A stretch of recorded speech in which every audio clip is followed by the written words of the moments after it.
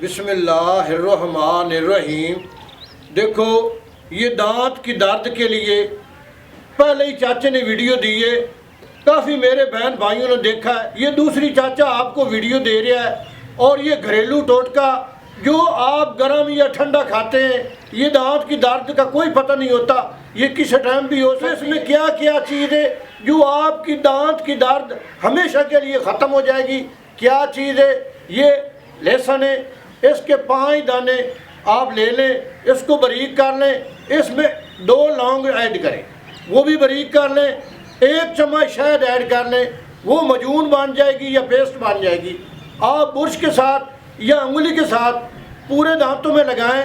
जो आपके दांतों में गंदगी है वो गंदगी ख़त्म हो जाएगी इंशाअल्लाह ताला।